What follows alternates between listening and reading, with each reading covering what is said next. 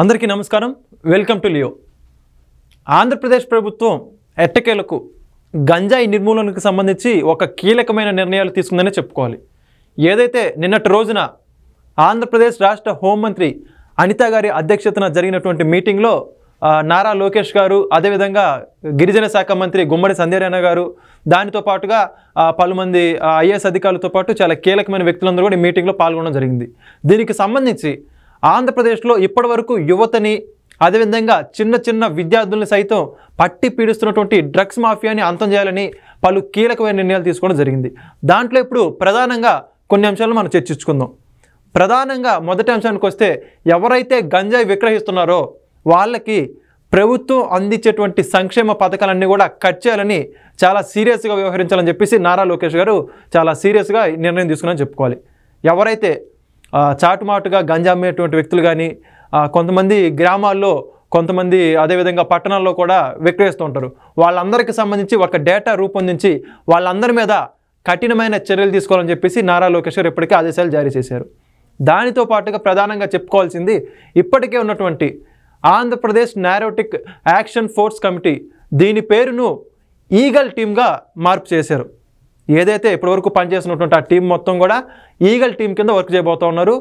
Eagle లోగోని, ఏదైతే ఆ బ్రోచర్ని కూడా రిలీజ్ చేయడం జరిగింది.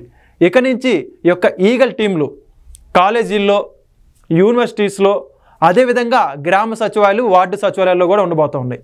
వీటి యొక్క పని ఏంటంటే, గ్రౌండ్ లెవెల్కి వెళ్ళి ఎక్కడైతే పట్టణాలు కావచ్చు, అదేవిధంగా గ్రామాలు కావచ్చు, మారుమూల ప్రాంతాలకు కూడా వెళ్ళి గంజాయి అమ్మకాలు కావచ్చు, గంజాయి ఎవరైతే వాడుతున్నారో వాళ్ళందరి మీద కఠిన చర్యలు తీసుకునే విధంగా ప్రణాళిక రూపొందించడం వీళ్ళ యొక్క ముఖ్యమైన విధి. సో దీని మీద ఎక్కడా కూడా ఉపేక్షించాల్సినటువంటి అవసరమే లేదు. చాలా సీరియస్గా మీరందరూ కూడా యాక్షన్ తీసుకోమని చెప్పేసి ఈ యొక్క ఈగల్ టీంకి నారా లోకేష్ గారు ఆదేశాలు జారీ చేయడం జరిగింది.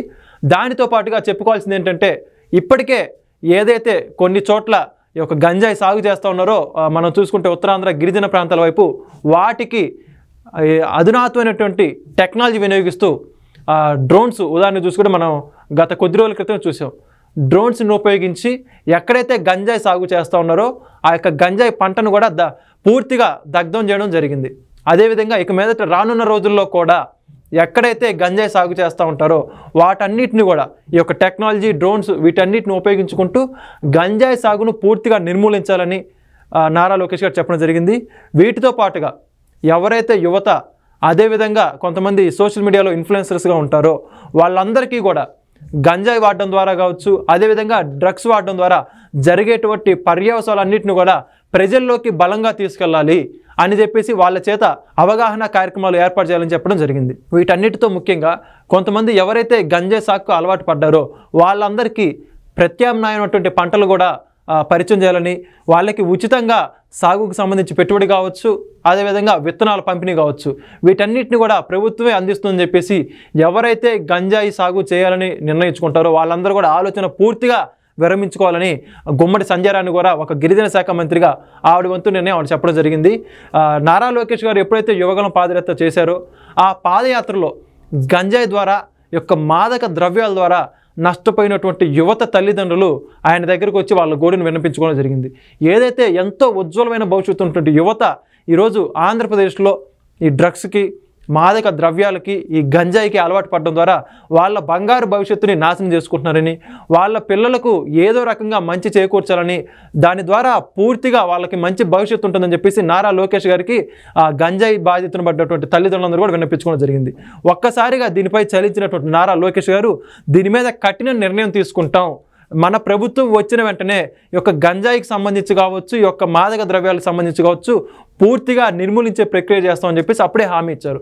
ఈరోజు హామీని నెరవేర్చుకునే విధంగా తాను చూసినటువంటి కష్టాలన్నింటిని కూడా పూర్తిగా ఆచరణలోకి సాధ్యం చేయాలని చెప్పేసి ఈ యొక్క కమిటీ ద్వారా ఏదైతే ఉందో, ఈగల్ కమిటీ ద్వారా ఎక్కడా కూడా ఉపేక్షించడానికి లేదు, సీరియస్గా యాక్షన్ తీసుకుని చెప్పేసి నారా చంద్రబాబు నాయుడు గారి ఆదేశాలతోనే ఈ యొక్క పనులన్నిటి కూడా చక్కబెట్టాలని నారా లోకేష్ గారు నిర్ణయం తీసుకున్నారు.